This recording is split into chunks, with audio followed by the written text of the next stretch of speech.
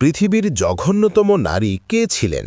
কেন তাকে পৃথিবীর সবচেয়ে খারাপ মহিলা বলা হতো? হাসরের মাঠে তিনি হবেন সবচেয়ে বেশি লাঞ্ছিত, আর তাকে দেওয়া হবে জাহান্নামের সর্বোচ্চ শাস্তি। আজকের ভিডিওতে আমরা জানব কাকে বলা হতো জাহান্নামের মা। উম্মে জামিল, জাহান্নামের পথে অহংকারিণী নারী। মরুভূমির বাতাসে বালির ঘূর্ণি, বাইতুল্লার চারপাশে শত শত মূর্তি, মানুষ তাদের সামনে মাথা নত করে। আর সেই মক্কার কেন্দ্রেই বাস করত এক প্রভাবশালী পরিবার, বানু আব্দুল মুত্তালিব বংশের আবুল আহাব ও তার স্ত্রী আরওয়া বিনতে হার্ব, যিনি উম্মে জামিল নামে পরিচিত ছিলেন। উম্মে জামিল ছিলেন সুন্দরী, ধনী ও অহংকারিণী নারী। তার ভাই আবু সুফিয়ান ছিলেন কুরাইশদের প্রধান নেতা। সে সময় মক্কার নারী সমাজে তার নাম মানে ছিল শক্তি, সৌন্দর্য ও প্রভাব। লোকজন তাকে সম্মান করত, তার কথা মানত। কিন্তু এই সম্মানই তাকে ধীরে ধীরে এমন এক পথে টেনে নেয় যেখান থেকে আর ফেরার সুযোগ ছিল না। নবুয়াতের আলো ছড়াতে শুরু করল। যখন মোহাম্মদ ইবনু আবদুল্লাহ সাল্লাল্লাহু আলাইহি ওয়াসাল্লাম নবুয়াতের ঘোষণা দিলেন, বলো আল্লাহ এক, তার কোনো অংশীদার নেই, তখন মক্কার ধনী অহংকারীরা কেঁপে উঠল। আবুল আহাব নবীর চাচা হয়েও চিৎকার করে বলেছিল, তোমার হাত ধ্বংস হোক, আমাদের জন্য এই বার্তা এনেছ। সেই দিন থেকেই তার স্ত্রী উম্মে জামিলের হৃদয়েও জ্বলে উঠল অহংকার ও ঘৃণার আগুন।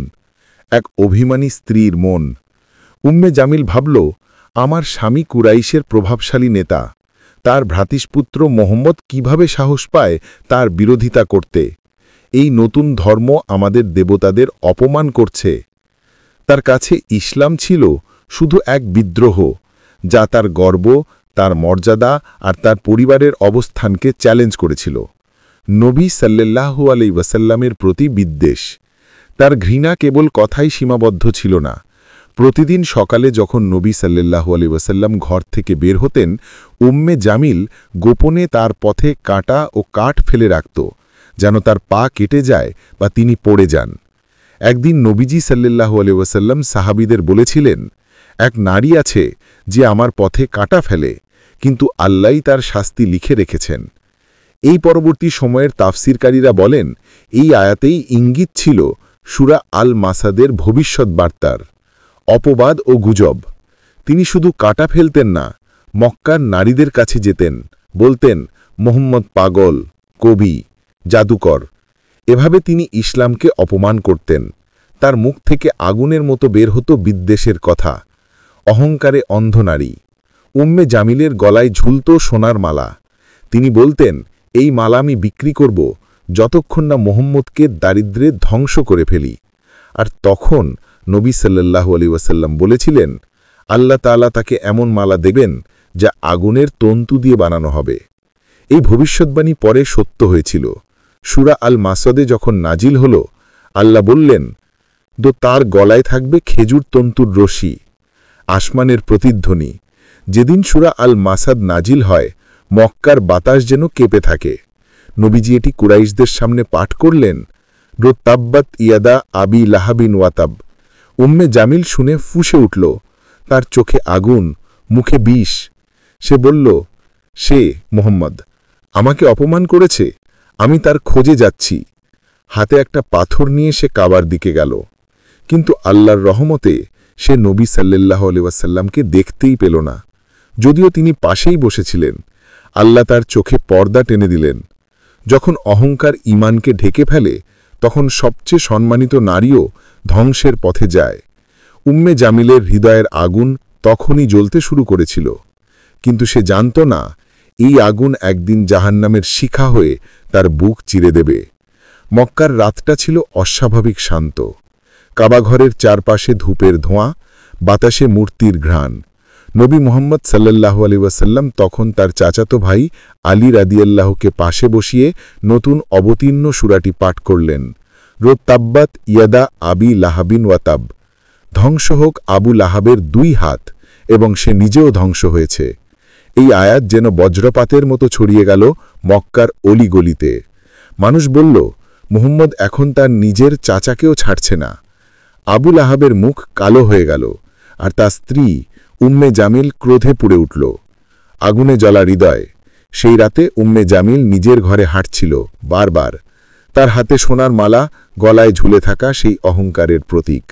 সে চিৎকার করে বলল, এই কবি মোহাম্মদ আমাকে অপমান করেছে। সে বলেছে আমি আগুনের কাঠ বহন করব, আমি তাকে পাথর মেরে ফাটিয়ে ফেলব।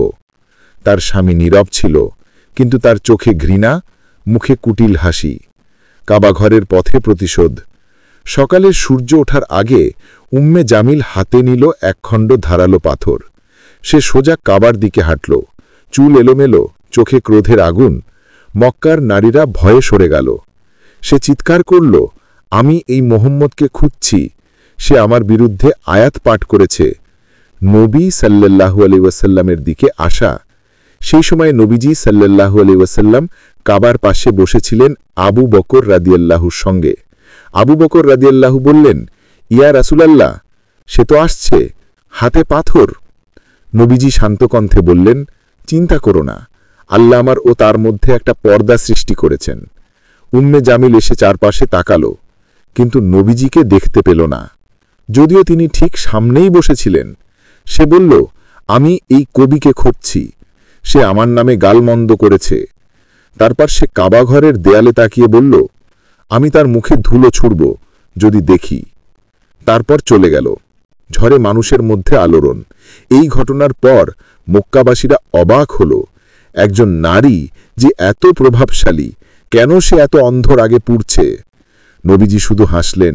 তিনি জানতেন আল্লাহর ঘোষণা হয়ে গেছে, এখন আর তাদের পরিণতি কেউ বদলাতে পারবে না। সূরা আল মাসাদের পূর্ণ অর্থ, তাব্বাত ইয়াদা আবি লাহাবিন ওয়াতাব, ধ্বংস হোক আবু লাহাবের দুই হাত এবং সে নিজেও ধ্বংস হয়েছে। মা আগনাহু মালুহু ওয়ামা কাসাব, তার ধনসম্পদ ও অর্জন তাকে কোনো কালেকে লাগবে না।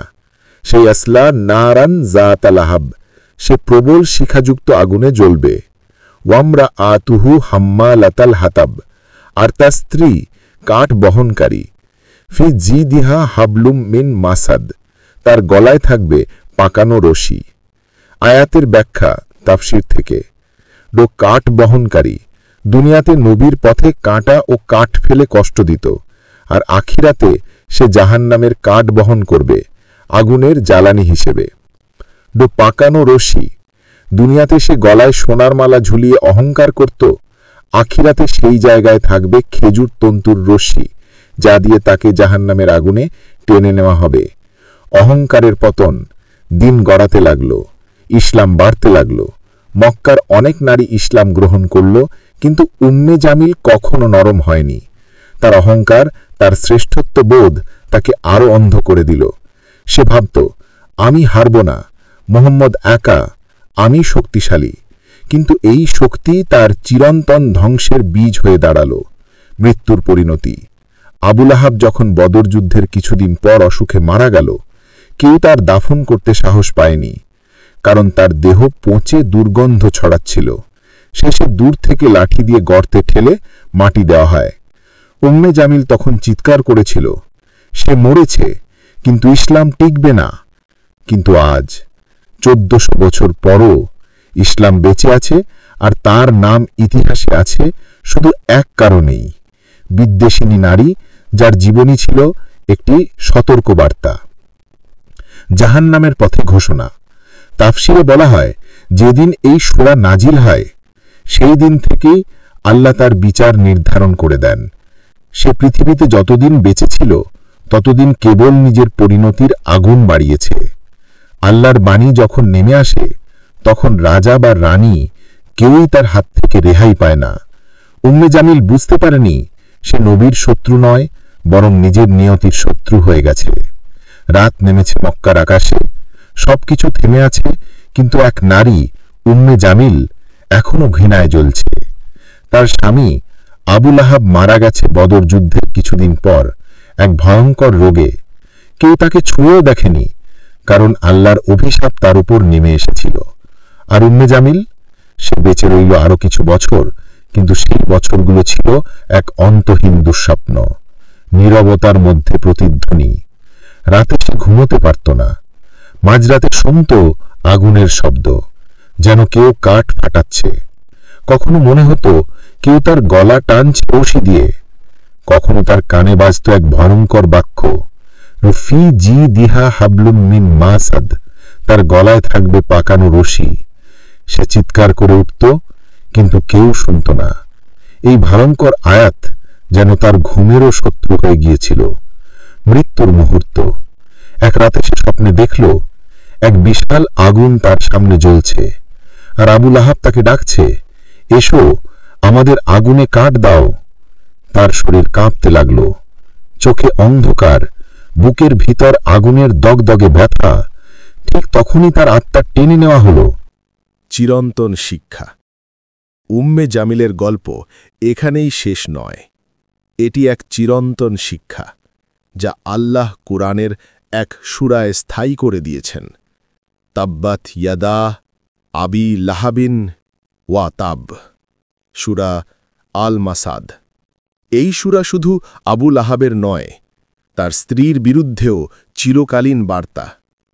যে নারী মিথ্যা প্রচার করে, যে মানুষকে ঈমান থেকে সরিয়ে দেয়, যে আল্লাহর পথে বাধা দেয়, তার পরিণতি উম্মে জামিলের মতোই। আমাদের জন্য শিক্ষা। ১.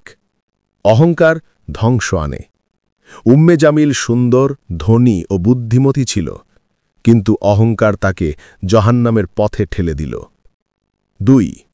গুজব ছড়ানো মারাত্মক পাপ। সে নবীর বিরুদ্ধে মিথ্যা প্রচার করেছিল, আজ তার মুখই আগুনে পুড়ে যাচ্ছে। ৩. নবীর প্রতি ভালোবাসা ঈমানের নিদর্শন। যে তাকে ভালোবাসবে না, সে কখনো মুক্তি পাবে না। ৪. নারীও দায়ী তার কাজের জন্য। ইসলাম কাউকে ছাড় দেয় না, চাই সে নারী হোক বা পুরুষ। উম্মে জামিল একসময় মক্কার গর্বিত নারী, আজ সে হয়ে গেছে চিরকালীন সতর্কবার্তা। তার জীবন বলে দেয়, যে নবী সাল্লাল্লাহু আলাইহি ওয়াসাল্লামের শত্রু হয়, সে যত শক্তিশালীই হোক, আল্লাহর আগুন থেকে রক্ষা পাবে না। জাহান্নামের আগুন আরও তীব্র হয়ে ওঠে। ফেরেশতারা উম্মে জামিলকে টেনে নিয়ে আসে আগুনের কেন্দ্রে। তার হাতের কাঠের বোঝা আগুনে জ্বলে উঠেছে, যেমন সে দুনিয়ায় নবীর পথে কাটা ফেলার চেষ্টা করেছিল।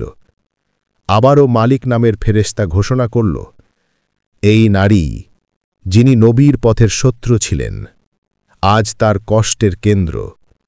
তার হাতের কাঠ আগুনের জ্বালানি, তার গলার রশি আগুনের ফাঁস, আর তার আত্মা চিৎকারে ভরা। উম্মে জামিল চিৎকার করল, কিন্তু তার চিৎকার আর আল্লাহর শাস্তি থামাতে পারল না।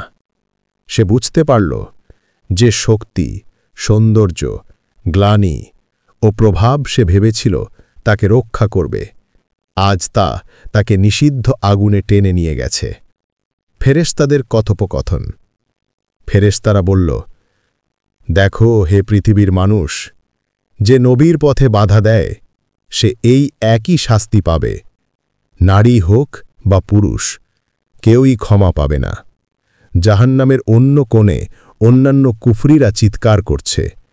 তাদের চোখে ভয়, হৃদয়ে অনুশোচনা, কিন্তু উপায় নেই, তারা সবাই তাদের কর্মের ফল ভোগ করছে। উম্মে জামিলের শাস্তি বিশেষভাবে উল্লেখিত হয়েছে, কারণ সে ছিল নবীর পথের সরাসরি শত্রু, আর তার হৃদয়ে ছিল ঘৃণা, অহংকার ও বিদ্বেষে পূর্ণ। চিরন্তন শিক্ষা। ১. আল্লাহ রাসূলের শত্রুতা। যে নবীর পথে বাধা দেয়, সে নিজেই ধ্বংসের দিকে যায়। ২. নারীও দায়ী।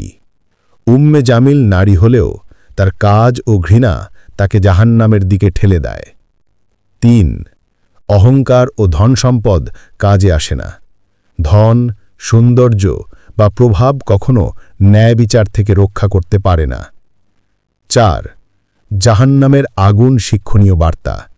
যে আগুন অন্যকে ভয় দেখাত, আজ তা তার নিজের শাস্তির কেন্দ্র। শেষ কথা, উম্মে জামিলের গল্প শুধু ইতিহাস নয়, এটি এক চিরন্তন সতর্ক বার্তা।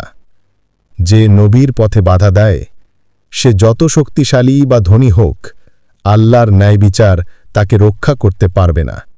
তিনি ছিলেন পৃথিবীর এক সময়ের শক্তিশালী নারী, কিন্তু জাহান্নামের কাঠ বহনকারী হয়ে ইতিহাসে স্থায়ী হলেন।